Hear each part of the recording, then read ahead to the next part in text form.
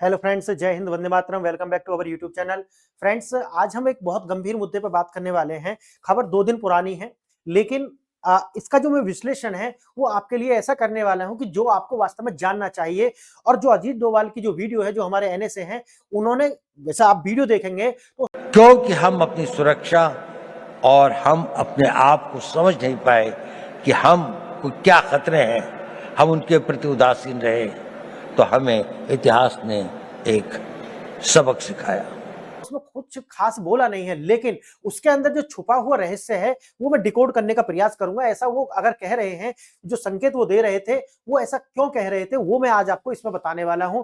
तो आइए देखते हैं खबर क्या है। आप जानते हैं कि अजीत डोभाल जो है, हमारे एनएसए हैं, नेशनल सिक्योरिटी एडवाइजर, वो एक स्टूडेंट्स के कॉन्क्लेव में थे और वहां पर वो कुछ अपना एक उनको जो है मोटिवेशन देने के लिए गए थे। उन्होंने वहां पर जो कुछ बात बोली वो आपने सुनी होंगी यूट्यूब पर भी।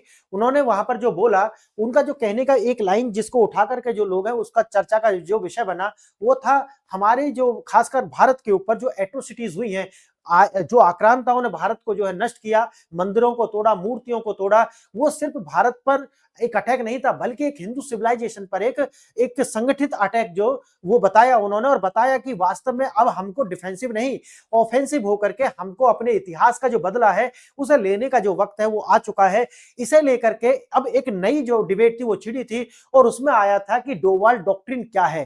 तो आज एक तो हम डोभाल डॉक्ट्रिन जो है उसे समझने का प्रयास करेंगे, और जो अजीत डोभाल सर ने जो कहा है वो ऐसा उन्होंने क्या कहा है और वो क्या करने के लिए कह रहे हैं, वो आज मैं आपको यहाँ पर समझाने वाला हूं। और जैसा कि मैंने आपको बताया, देखना इसका जो काफी न्यूज में रहा, Ajit Doval one on the national security, यानी कि नेशनल सिक्योरिटी पर उन्होंने जो भी कहा वो जो है आप देख सकते हैं। इसी तरीका से आप यहां देखना, एनएसए अजीत डोभाल पावरफुल, जो उनका जो कुछ मिनट का एक स्पीच था वो ये था। इसी तरीका से आपने देखा इनका जो ये सारा का सारा एक स्पीच किस प्रकार से, ये देखिए यहां पर आप एक बार ऐसा, ये देखिए आप, इंडियन एक्सप्रेस जो द एक्सप्रेस ट्रिब्यून जो है उसने लिखा, Doval doctrine India's trail of the terror. ठीक है, जो अजीत डोभाल की जो ये जो पॉलिसी है ये कहां से निकल करके आती है उसके विषय में इन्होंने लिखा है। आवाज द वॉइस का लिखना है, Ajit Doval master spy institution builders patriots. ठीक है, आगे देखिए, इसी तरीका से द न्यूज इंटरनेशनल ने लिखा है, डोभाल्स डॉक्ट्रिन इन एक्शन। इसका मतलब क्या है वही मैं आपको समझाऊंगा कि अजीत जो डोभाल डॉक्ट्रिन है क्या। और देखना डोभाल्स डॉक्ट्रिन है क्या, ये फ्रंट लाइन मैगजीन का लिखना है। हिंदुस्तान टाइम्स ने लिखा है, Pak's millions mutinies, ghost and Doval's doctrine of that defensive and offensive. ठीक है, जो डिफेंस से अब ऑफेंसिव होने का जो इन्होंने जो डॉक्ट्रिन है इनका वो क्या है वो मैं आपको बताऊंगा। इसमें देखना, फेयर ऑब्जर्वर का जो लिखना है वो है कि India's national security evolution urgent needs for that A comprehensive strategy. यानी कि भारत की जो ये सिक्योरिटी पॉलिसी जो है अब डिफेंसिव से ऑफेंसिव होने की हो गई है, इसके पीछे क्या कारण रहे हैं वो आज हम यहाँ पर देखने वाले हैं। देखना, रिपब्लिक वर्ल्ड का लिखना है कि operation Sindoor the down of that India's Doval doctrine the national security. ठीक है, और देखना इसी तरीका से डोभाल्स डॉक्ट्रिन इंडिया। तो डोभाल्स डॉक्ट्रिन जो है कुल मिलाकर के एक न्यूज में आ गई है। तो वास्तव में डोभाल डॉक्ट्रिन है क्या और उनका जो कहने का मतलब वो क्या था, वो आज मैं आपको देखने वाला हूं। तो देखिए क्या उन्होंने कहा और क्या वो कहना चाहते थे। डोभाल सिद्धांत, भारत के युवाओं को आह्वान, एक दर्दनाक अतीत और भारत का जो वर्तमान वो खतरे में है। अब देखिए, आप समझिए, उन्होंने उनका जो कहने का जो तात्पर्य था, अब देखिए उन्होंने कहा कि 60,000 जो मंदिर हैं वो तोड़े गए, यानी कि भारत के अंदर जितने भी इस्लामिक आक्रांत आए, आपको इसे कहने में कोई वो गुरेज नहीं है, जितने भारत पर आक्रमण हुए उनमें जो इस्लामिक आक्रांत थे उन्होंने क्या है, आपको एनसीईआरटी में बेशक कुछ भी पढ़ाते हो, चाहे आप देखोगे एनसीईआरटी की जो ये सोर्स है ना जो आपको पढ़ाए जाते हैं, अधिकांश इनका कोड जो है वो नेहरू की जो डिस्कवरी ऑफ इंडिया है ना उसी से किया गया है। यानी कि एक नेहरू चाचा की एक जो सबसे बड़ी जो उपलब्धि रही है, उन्होंने मुगलों के जो पाप हैं उन्हें धोने का कार्य बहुत अच्छे से किया है। अब बात वही आती है कि जो इनकी जो तस्वीरें हैं, कुछ आपने देखा होगा कि किस प्रकार से ये काबुल में जाकर के औरंगजेब की और इसकी कब्रों पर हाथ जोड़कर खड़े हुए हैं ये लोग, तो आता है समझ में कि वो जो पाप धोए क्यों गए होंगे वो भी देखिए। लेकिन आज मुद्दा वो नहीं है, किसी और वीडियो में उसके ऊपर बात करेंगे। तो डोवाल सर कहते हैं कि भाई 60,000 से ज्यादा मंदिर क्यों तोड़े गए, बिकॉज ऑफ आइडियोलॉजी, यानी कि उनकी आइडियोलॉजी हमसे सिंक्रोनाइज नहीं करती थी। हमारी जो सिविलाइजेशन है वो अलग है, हमारी पहचान अलग थी, इसीलिए जो है मंदिर तोड़े गए। आप देखोगे कि किस प्रकार से हमारी संस्कृति को नष्ट करके मंदिर के ऊपर क्या बना दी गई, मस्जिदें बना दी गई। आपने सबसे बड़ा जो राम मंदिर का जो मसला है, बाबरी मस्जिद को आपने देखा होगा कि किस प्रकार से जो है वो बाबरी मस्जिद भी हमारे सबसे बड़ी आस्था के केंद्र के ऊपर बनाई गई थी। भारतीय सुरक्षा चुनौतियों से घिरा है। उनका एक और था कि भारत जो है ना सिर्फ पड़ोसियों से बल्कि अपने अंदर के जो पाकिस्तान है उससे भी जो घिरा हुआ है। पड़ोसी देश हो या बाहरी ताकतें हो, भारत को अस्थिर करना चाहती हैं। क्यों करना चाहती हैं वो आपको अलग अलग वीडियोस में बताता रहा हूं, लेकिन सारा का सारा मसला आता है विचारधारा का। यानी कि इस्लामिक और क्रिश्चियन विचार जो धारा है वो हिंदू यानी कि एक तरीका से सनातन विचारधारा के सिंक्रोनाइज नहीं करती। क्यों? क्योंकि उनकी जो विचारधारा है वो क्या है, वो मानते हैं एक किताब को, लेकिन वो होते हैं जो मूर्ति पूजक विरोधी होते हैं। समझ गए ना?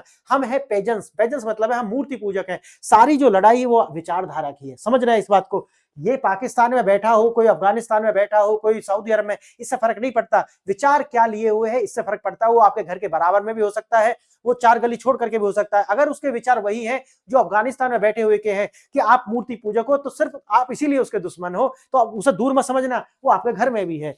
अब उन्होंने ये भी कहा कि युवाओं में फायर की कमी है, यानी कि आज वो ये कहते हैं कि आज का जो युवा है वो नशे की लत में है, उसके अंदर जोश कम है, या कहो कि जो राष्ट्रभक्ति है उसका जो कमी है वो आ गई है। अब बात आती है कि अब तक हम जो जी रहे थे हम डिफेंसिव थे, यानी कि पाकिस्तान हम पर पहले आक्रमण करता था, तो हमारे यहाँ जैसे 9/11 आप देखोगे तो हम क्या आक्रमण हुआ, हम बैठ गए, उनको डोजियर दे रहे हैं, डोजियर कि पाकिस्तान आतंकी है, पाकिस्तान। अब क्या हो रहा है, अब हम ऑफेंसिव, अभी भी हम क्या है, अभी भी हम इतना ऑफेंसिव नहीं है। याद रखना, हमारे ऊपर अटैक होता है तब जाकर के ही हम क्या करते हैं, अभी भी रिप्लाई करते हैं। लेकिन समय आ गया है कि अब हमको थोड़ा सा एक्टिव होकर कार्य करना पड़ेगा, हमको लगातार पाकिस्तान पर अटैक करने पड़ेंगे। देखना, इच्छा शक्ति, अब डोभाल डॉक्ट्रिन जो है उसका रास्ता यहीं से निकलता है कि हमको जो है लगातार हम डिफेंसिव रहे हैं, इसीलिए हमारे ऊपर लगातार आक्रमण होते रहे हैं। अब डोभाल डॉक्ट्रिन कहती है कि नहीं, इससे निकल करके अब हमको जो है उनका उल्टा करना पड़ेगा। हम पे पहले आक्रमण हो उससे पहले ही उसको क्या करना है, नष्ट करना है। आगे का रास्ता निकलता है जो कि डोभाल का सिद्धांत है, बिखरे हुए इतिहास का जो है बदलना पड़ेगा, यानी कि हमारा जो इतिहास है उसको समेटना पड़ेगा और हमको जो है अब दोबारा से क्या करना पड़ेगा। अब जो हमारे पास है भारत, उसको नहीं बचाना है, बल्कि जो भारत हमसे छिन चुका है पाकिस्तान की फॉर्म में, बांग्लादेश की फॉर्म में या फिर अफगानिस्तान की फॉर्म में, हमें उसको दोबारा से कैप्चर करना है। ये हमारे युवाओं के मन में होना चाहिए। हमारी जो आने वाली जो जनरेशन है उन्हें ये समझना चाहिए कि वो भूमि हमारी थी, कुछ भी करना है, कुछ भी, लेकिन हमें उसको वापस करना ही होगा। ये विचार हमें हमारी जनरेशन को लेकर के चलना पड़ेगा कि भारत जो है वो कहां तक था, वो ईरान तक फैला हुआ था, लेकिन जब तक हम कम से कम पहले पाकिस्तान, बांग्लादेश जो कि हमारे अभी कटे हैं, 47 में हमसे काट लिए गए किसी विचारधारा के द्वारा, हमें उस विचारधारा को नष्ट करना होगा और ये जो भूमि हमसे ली गई है इसको अपने अंदर करना होगा। ये एक जनरेशन नहीं, 2 जनरेशन नहीं, 3 जनरेशन, हमें जब तक हम जिंदे हैं तब तक हमें इस सभ्यता के लिए लड़ना होगा। ये उनका जो है संदेश था और उन्होंने ये बताया कि सिर्फ ये एक जनरेशन का कार्य नहीं है। अब ये कैसे वापस होगा, अभी तक हम जो है उसे बचा रहे नहीं, अब हमको बिल्कुल खुल करके सामने आना पड़ेगा। हमें बिल्कुल ये सब छोड़ना पड़ेगा। अच्छे बनने की जो इच्छा है ना वो, क्योंकि हम किसी के गुड बुक में आ जाए, ये जैसे जैसे जो हमारी जो एनर्जी की जो निर्भरता है ना, जैसे जैसे कम होगी, भारत, आप देखो हमारे प्रधानमंत्री क्या कहते हैं, वो कहते हैं कि हमें डेवलप होना है। जो अमीर बनेगा, जो देश अमीर बनेगा ना, तो आप समझिए कि अमेरिका हो या फिर ये मिडिल ईस्ट के देश हो जो इनके बाप बने हुए बैठे हैं, वो चुप हो जाएंगे। हमारी एनर्जी की नीड्स धीरे धीरे आप देखोगे कि जो ये ऑयल है ये इररिलेवेंट हो जाएगा या फिर ये मल्टीपोलर हो जाएगा, यानी कि आपको सिर्फ एक देश से खरीदने की जरूरत नहीं है। आप क्रेता हैं तो विक्रेता आपके पास बहुत सारे होंगे, उसका एक सेंटर नहीं होना चाहिए। तो ये जितना हम इसको डाइवर्सिफाई करेंगे उतनी ही हमारी जो विदेश नीति है वो जो है मजबूत होती जाएगी। अब बात आती है इच्छा शक्ति की, क्या वास्तव में हम ये सब कुछ करने के लिए तैयार हैं? अब इच्छा शक्ति जो है वो सबसे बड़ा हथियार है। हमें अपनी जनरेशन के मन में ये भरना होगा कि हमको हजारों साल तक जो है लगातार हम पर, भाई आप ये समझिए ना, 714 के बाद में हम पर लगातार आक्रमण हो रहे हैं, तो उसके बाद में आज तक हम जूझ रहे हैं। आइडियोलॉजिकल वारफेयर आज भी जारी है भारत में।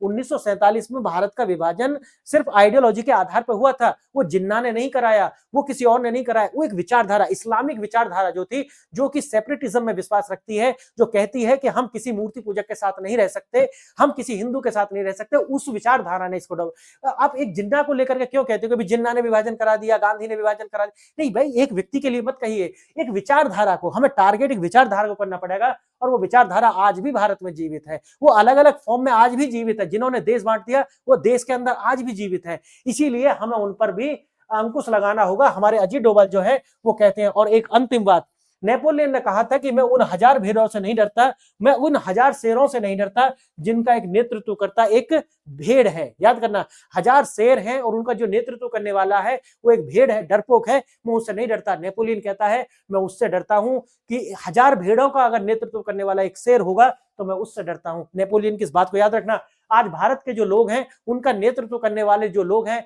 वो अजीत डोभाल जैसे सर हैं, ठीक है। आज हमारे जो नेता हैं वो मोदी जैसे हैं, आज हमारे जो नेता हैं वो अमित शाह जैसे हैं। आज समझ रहे हैं ना मेरी बात? तो आज हमारे जो नेता हैं वो योगी आदित्यनाथ सर जैसे हैं, आज हमारे नेता जो हैं वो आप देखोगे कि हेमंत विश्व शर्मा जैसे हैं, और ऐसे 1000 जो नेता आज हमारे पास तैयार हो रहे हैं।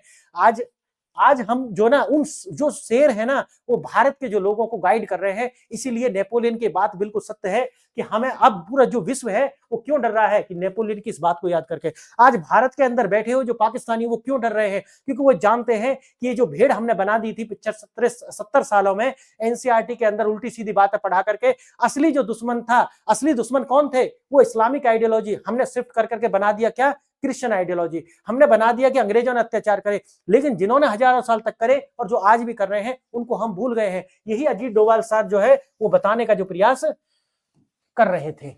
समझिए क्या कहा, 80 वर्ष की आयु में जब अधिकांश लोग विश्राम करते हैं तो क्या जरूरत है अजीत डोभाल सर को 16 घंटा कार्य करने की? अब सोचिए, उन्होंने यही तो बताया है कि हमारे युवाओं को इनसे कुछ सबक लेना चाहिए, हमें अपने देश के लिए कार्य करना पड़ेगा, नहीं तो हम सिमटते हुए बिल्कुल नष्ट हो जाएंगे। हमारे मंदिरों को तोड़ा गया, देखिए खंडित इतिहास जो है उसका प्रतिशोध लेना होगा, याद रखना प्रतिशोध लेना होगा, और दोबारा से हमें अफगानिस्तान तक जो है आने वाली एक जनरेशन नहीं करेगी, 1 2 3 4 5 जनरेशन, ये जब तक नहीं होगा तब तक हमें, ये तो भूखे नंगे लोग हैं, ये जिन्होंने अफगानिस्तान, पाकिस्तान और बांग्लादेश कब्जा, इनके पास है भी क्या? अब सोचिए, पूरी दुनिया में ये पिट रहे हैं और ये पिट्ठू हैं सिर्फ पूरी दुनिया में, इसीलिए इनसे हम ये सब कुछ नियंत्रित कर सकते हैं। यही वो कह रहे हैं, हमने किसी के मंदिर नहीं लूटे, किसी देश पर चढ़ाई नहीं की, लेकिन फिर भी हमारे 60,000 मंदिर तोड़े गए और उनके ऊपर मस्जिदें बनाई गई। ऐतिहासिक भूल है, हम अत्यधिक उदार हैं, हम बहुत ज्यादा लिबरल हैं, अपनी संस्कृति और अनुष्ठान जो हमारे रिचुअल्स हैं हम उन्हें भूल गए हैं। इसीलिए विनाश का जो सच है वो 60,000 मंदिरों को तोड़ा गया और 3,000 से ज्यादा मस्जिदें उन मंदिरों के ऊपर ही बनाई गई। क्यों? क्योंकि वो आपको दिखती रहे। देखो हमारे जो आइडियोलॉजिकल बाप थे, चाहे वो बाबर थे, चाहे वो औरंगजेब था, उसने तुम्हें अरे ये मंदिर तोड़े, वो आइडियोलॉजी समझना, इसे व्यक्ति गलत नहीं होता, कोई व्यक्ति कुछ भी करने से गलत नहीं होता, वो किसी धर्म की वजह से गलत नहीं होता। याद रखना वो धर्म उन्हें क्या सिखाता है, उनकी आइडियोलॉजी क्या है, ये जरूर मायने रखती है। ठीक है, अब देखना डोभाल का संदेश है, हमें अपने इतिहास से सीखना होगा। हम दोबारा हारना सहन नहीं कर सकते, क्योंकि अगर हम हारे तो अब की बार हम बिल्कुल खत्म हो जाएंगे। क्यों? क्योंकि हमारे पास अपना कोई देश नहीं है, हमारे पास 56 देश नहीं है, हमारे पास एकमात्र हमारी पूजनीय भारतीय धरती है, जिसको हमें हर हाल में, हर किसी भी तरीका से जाकर के बचाना ही होगा। हमें कुछ भी हो लेकिन इस धरती को बचाना ही होगा, क्योंकि इसके पास हमारे पास कुछ भी नहीं है।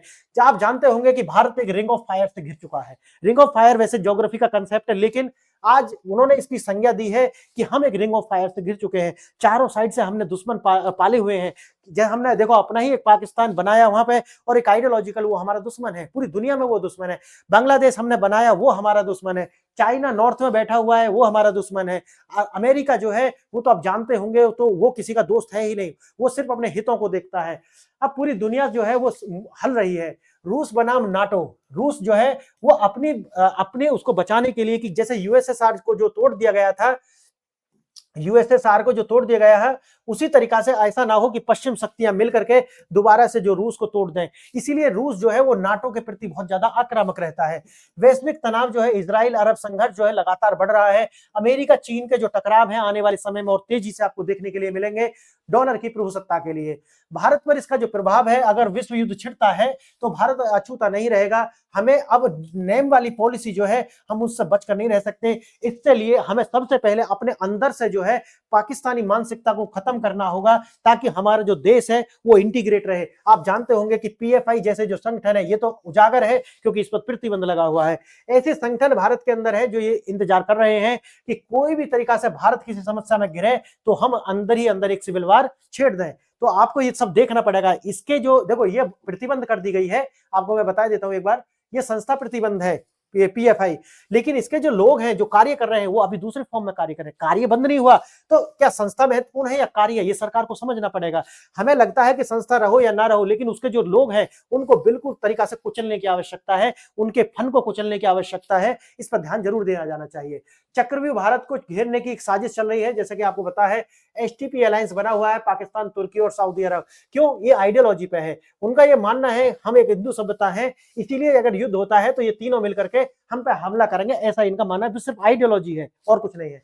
अब है बांग्लादेश की गुस्ताखी। भारत ने इसको बनाया, लेकिन अब जानते हैं कि इसने किस तरीका से डिच किया है हमको। उसी तरीका से आप यहां देखेंगे चीन और अमेरिका दोनों चाहते हैं कि भारत किसी युद्ध में उलझे ताकि उसकी जो प्रगति है उसको रोका जा सके। आंतरिक सुरक्षा घेरे के भीतर के दुश्मन, जनसंख्या की खतरा। आप जानते होंगे कि किस तरीका से जो डेमोग्राफी है वो बदल रही है, कश्मीर से, मेवात से, ठीक है, इस तरीका से केरला के अंदर, ठीक है, पूरी तरीका से जो है क्रिश्चियन और इस्लामिक जो इन्वेजन है वो भारत के अंदर आइडियोलॉजिकल आज भी जो है वो जारी है। पीएफआई और कट्टरपंथी जैसे जो और संगठन है उनका आप देख रहे होंगे। नक्सलवाद का जो कैंसर है उसको तो लगभग सरकार जो है समाप्त की हुई है, लेकिन अभी जो अर्बन नक्सल बचे हुए हैं, जो अर्बन नक्सल है, जो कोचिंग माफिया है, जो स्कूल में बैठे हुए हैं, जो यूनिवर्सिटी में पढ़ा रहे हैं, उनकी कमर तोड़ने की भी आवश्यकता है। चेतावनी वही है कि भारत के भीतर जो लोग हैं वो उस मानसिकता में पल रहे हैं। उनको जो है हमें कौन सी मानसिकता, आप जानते होंगे ये जो आपको जैसे मोहम्मद जो है उसके द्वारा महिलाओं की एक स्क्वाड बनाई गई है जिसके अंदर वो क्या होंगी, बम्बर होंगी, यानी कि अपने आप को सेल्फ डिस्ट्रॉय करेंगे। उसकी तरीका से जो है ये ऑपरेशन सिंदूर के बाद में ये सब शुरू हुआ है। आप जानते होंगे कि वो शहादत देने के लिए अपने उसको खुश करने के लिए, ये करने के लिए वो सब तैयार हैं। महिला ब्रिगेड है जिसमें 5000 से ज्यादा जो महिला सुसाइड बम्बर जो है वो तैयार की जा रही हैं। अब ये हिजाब आप जानते होंगे कि उसको रिकॉग्नाइज नहीं करते, इसीलिए जो है आप देखो होंगे आपने बिहार में किस तरीका से इसको प्रतिबंध किया है। ज्वेलरी की जो दुकान है वहां पर इनको जो है प्रतिबंध किया गया है, जबकि इसको पूरी तरीके से बैन करने की आवश्यकता है। आप देखोगे वेस्टर्न कंट्री में कितनी सारी कंट्री जहां पर ये बैन है, तो इसलिए आपका जो ये बुर्का ये जो है इसको जो पब्लिक प्लेस से बैन करने की आवश्यकता है। दुश्मन का जो मनोबल है उसे तोड़ने की आवश्यकता है। जंग इसलिए नहीं की जाती कि जो जीत और हार हो, बल्कि जंग इसलिए की जाती है क्योंकि जो उनकी कलेक्टिव मोरल हार हो, यानी कि जो दुश्मन है उसका सामूहिक मनोबल को तोड़ने के लिए जंग की जाती है, और ये अगर की जाती है तो आवश्यकता है इसे करने की। अब देखिए पाकिस्तान का जो डर है वही है कि आज अगर पाकिस्तान कुछ भी करेगा तो आप जानते हैं कि अगर किसी ने भी कुछ करा तो हमारे अननोन गनमैन जाकर के उसको जो है हमेशा के लिए शांत करने वाले हैं। आज अगर पाकिस्तान की ओर से जंग रुकी हुई है तो उसका एकमात्र कारण है पाकिस्तान कमजोर है और भारत इस टाइम एग्रेसिव है। अगर उसने थोड़ा सा भी किया तो उसकी कमर को तोड़ डालेंगे, बस यही कारण है। ईंट का जवाब पत्थर से जो मिल रहा है, आपने देखा होगा कि 26/11 में होने के बाद में उस टाइम की सरकार ने खुद हिंदुओं को ही कटघरे में खड़ा कर दिया। उन्होंने किताब लिखा दी कि ये दंगे जो है आरएसएस ने किए हैं। आप समझिए ऐसी पाकिस्तानी परस्त लोग यहाँ पर बैठे हुए थे। खुली चेतावनी, पाकिस्तान से दूसरा 26/11 जो है हुआ तो बलूचिस्तान जाएगा। इसी तरह एक चुनौती उन्हें है, इसीलिए वो भारत पर अभी जो है आक्रमण नहीं करते। आप जानते होंगे पहलगाम का जो मास्टरमाइंड था सैफुल्लाह, उसका भी बयान है, उसने कहा है कि अब मुझे भारत से डर लगता है। और देखिए सैन्य शक्ति और आत्मनिर्भरता और वैश्विक शक्ति, आप जानते होंगे मैंने इसके ऊपर बहुत सारी वीडियो बनाई है। भारत जो है किस प्रकार से जो है अपना डिफेंस खुद निर्माण कर रहा है, चाहे हाइपरसोनिक मिसाइल हो या फिर वो सबसोनिक मिसाइल हो या सुपरसोनिक मिसाइल हो, वो खुद अब हम जो है निर्माण कर रहे हैं। ड्रोन टेक्नोलॉजी हम खुद, और आज हमारे पास में S-400 जैसे जो S-400 जैसे जो डिफेंस सिस्टम है वो हमारे पास है। इसीलिए भारत जो है तकनीकी निर्भरता, आत्मनिर्भरता पर जो है आगे जा रहा है। इसीलिए आप देखते होंगे कि किस प्रकार से हमारे ये जो दुश्मन है उनके अंदर किस तरीका की बौखलाहट है। और फिर अंत में वही जो नेपोलियन ने शुरू में कहा था कि मैं उन 1000 भेड़ों से डरता हूं जिनका एक नेतृत्व करता एक शेर है, बजाय उनके कि जो 1000 शेर हैं उनके एक नेतृत्व करता कौन है, भेड़ है। अब वही जो मैंने आपको शुरू में बताया कि आज भारत का जो नेतृत्व करने वाले जो लोग हैं वो एक लायन की मेंटेलिटी है, और भारत के जो लोग हैं उनको बना दिया गया था पिछले 70 सालों में एक भेड़ की तरह। इसलिए आज हमारे जो दुश्मन है उनके अंदर बौखलाहट है, और दुश्मन सिर्फ इसी फॉर्म में नहीं है, दुश्मन यह जो पॉलिटिकल पार्टीज हैं उनकी फॉर्म में भी है। ऑटो पायलट मोड, वैश्विक बाधाओं के बावजूद भारतीय अर्थव्यवस्था जो है आप जानते होंगे तेजी से बढ़ रही है। एक ये भी है, ऐसा नहीं है कि भारत सिर्फ एग्रेसिव है, भारत विश्व में तेजी से बढ़ती हुई अर्थव्यवस्था है। भविष्य की जो मुद्रा है, डॉलर का वर्चस्व जो है समाप्त करने के लिए भारत जो है लगातार अपनी करेंसी को जो है सोना चांदी आधारित बनाने का जो प्रयास है लगातार कर रहा है। इसके लिए बहुत सारी वीडियो मैंने ऑलरेडी बनाई हुई है कि किस प्रकार से भारत जो है एक आरआईसी बनाने के, और दूसरा है ब्रिक्स के अंदर डी डॉलराइजेशन की जो प्रोसेस है उसको तेज कर चुका है। ये मैंने वीडियो बनाई थी। अमेरिका की जो चिंता है आप जानते होंगे वही है कि वो डी डॉलराइजेशन की जो प्रोसेस है और भारत की तेजी से होती प्रगति जो है उसकी वजह से वो 500% टैरिफ की 50% टैरिफ इस तरीका की जो ये बकैती है वो लगातार कर रहा है। अमेरिका का दोहरा चरित्र है, एक तरफा आतंकवाद, एक और तो आतंकवाद से लड़ने की बात करता है और वहीं पाकिस्तान के साथ जो है एंटी टेररिस्ट जो एक्सरसाइज भी करता है। जबकि एक्सरसाइज करने से क्या फायदा होगा, ये तो खुद पूरा मुल्क ही टेररिज्म है। अगर देखा जाए तो यूएन की विफलता, मसूद अजहर नामित आतंकवादी है लेकिन फिर भी वो जो है लगातार खुला हुआ घूम रहा है। इसी तरीका से भारत का जो रुख है, हम किसी को बाहरी शक्ति या संगठन का भरोसा नहीं करते, हम और सिर्फ आप जानते होंगे कि हम अपनी रक्षा खुद कर सकते हैं। युवाओं के लिए चुनौती, क्या आप तैयार हैं?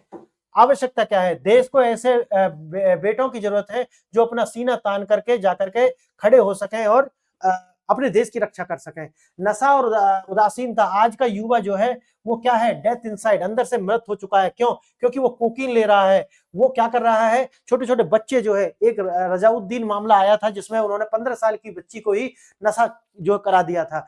अब लिबरलिज्म का जो नशा है, आप देखे होंगे कि हिंदू नामधारी ही अपने भारत की प्रगति से चिढ़ते हैं, अपने उस देश की सरकार से चिढ़ते हैं जो जाकर के हिंदुओं की रक्षा की बात करती है, उससे चिढ़ते। नाम है हिंदू इनका। ऐसे पत्रकार आप देख लीजिए, ऐसे लोग आपको देखने के मिल जाएंगे। लेकिन जो इन्हें नष्ट करने के लिए लगातार कार्यरत थी ऐसी पॉलिटिकल पार्टी, ये उन्हें जाकर के वोट करते हैं। ये किसका नशा है? इसे कहते हैं लिबरलिज्म का नशा, इसे कहते हैं सिकुलिज्म। एक सेकुलर होता है ना, हम कहते हैं उसको सिकुलरिज्म। ठीक है, बीमारी का नशा है इनको। अपनी संस्कृति को छोड़कर लिबरल बनना ही जो है आपकी कमजोरी है। हमारे युवाओं को इससे बचना होगा, ये वो कहना चाहते थे। एक अजय भारत की ओर आज हम जो है इतिहास से सीख सकते हैं। उदासीनता छोड़नी होगी और सतर्क रहना होगा। शक्ति का संचयन करना होगा, चाहे वो सैन्य शक्ति हो, आर्थिक शक्ति हो और सामाजिक एकता। हमारे अंदर जिस तरीका से आप देख रहे होंगे कि जातिवाद का जहर घोल करके हमें बांटने की कोशिश हो रही है ताकि हम बट जाएं और जो आक्रांता है वो हमें फिर दोबारा से नष्ट करें। तो ये जो बांटने की हमें कोशिश कर रहे हैं, इसलिए हमें शक्तियों का संचयन करना पड़ेगा। प्रचंड जवाब देना होगा। आपको ईंट का जवाब पत्थर से देना होगा। अगर आपको कोई छोटा सा भी जख्म देता है तो उसका पूरा घाव करना होगा। जब जाकर के अंतिम सत्य है, पार्टियां आएंगी, पार्टियां जाएंगी, लेकिन बात वही है, हमारा अस्तित्व, हमारा भारत और हमारे जो हिंदू हैं, हमारे जो सनातन सभ्यता है, वो हमेशा हमेशा हमेशा रहनी चाहिए। ये हमारा अंतिम उद्देश्य होना चाहिए। पॉलिटिकल पार्टी से कोई मतलब नहीं है। जो आपके हित की बात करे, जो इस देश को बचाने की बात करे, हम उसके साथ खड़े हैं। तो फ्रेंड्स, आज के लिए इतना ही। ये वीडियो आपको कैसा लगा कमेंट बॉक्स में जरूर बताइए कि आप इन बातों से सहमत हैं, वो भी लिख करके बताइए, और नहीं है तो क्यों नहीं है ये भी लिख करके बताइए। आज के लिए इतना ही। आपने वीडियो यहाँ तक देखी, इसके लिए धन्यवाद। नमस्कार।